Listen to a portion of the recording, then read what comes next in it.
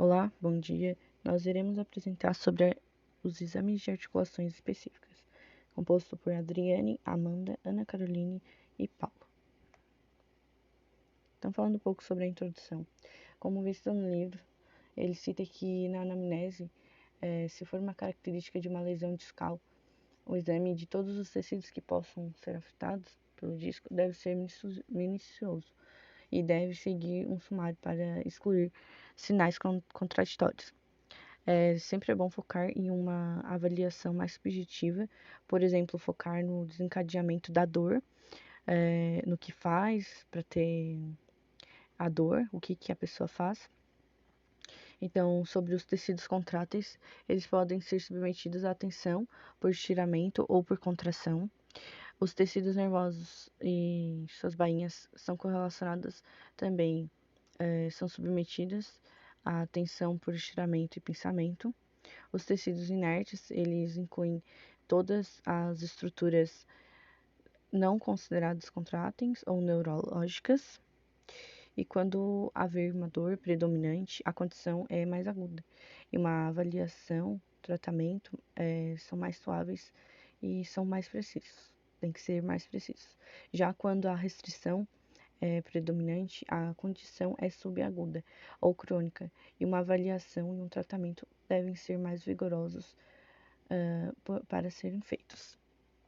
Sobre os movimentos ativos, eles são realizados ativamente pelos músculos voluntários do paciente e pode conciliar como os testes de amplitude articular, controle, potência muscular e o desejo do paciente em realizar os movimentos.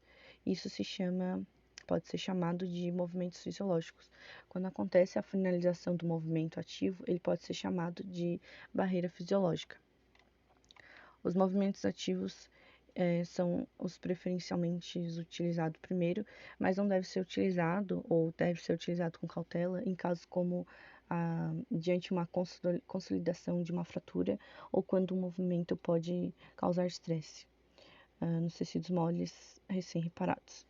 Já o examinador, ele deve observar o ritmo do movimento juntamente com qualquer dor e limitação dos movimentos ou movimentos incomuns. Os movimentos substitutos, eles são movimentos modificados que o paciente usa conscientemente ou inconscientemente para poder realizar o que o examinador pediu. E os movimentos ativos, eles podem ser anormais por alguma causa comum, que seria a fraqueza muscular, paralisia ou espasmos. O componente desses movimentos ativos no exame é um teste funcional dos aspectos anatômicos e dinâmicos no corpo e das articulações. Nele deve observar o arco do movimento e os sintomas que ocorrem. Também deve-se observar a reação do paciente e a dor, e também a condição que afeta o limiar da dor do paciente. Então, falando um pouco sobre essa tabela, que também está disponível no livro, eu quis trazer um pouco sobre essa primeira fileira, que consta sobre o diagnóstico diferencial entre a distensão muscular, tendinite e entorse, né? Eu vou falar um pouco sobre ali que a distensão de primeiro grau, que seria uma laceração de poucas fibras musculares.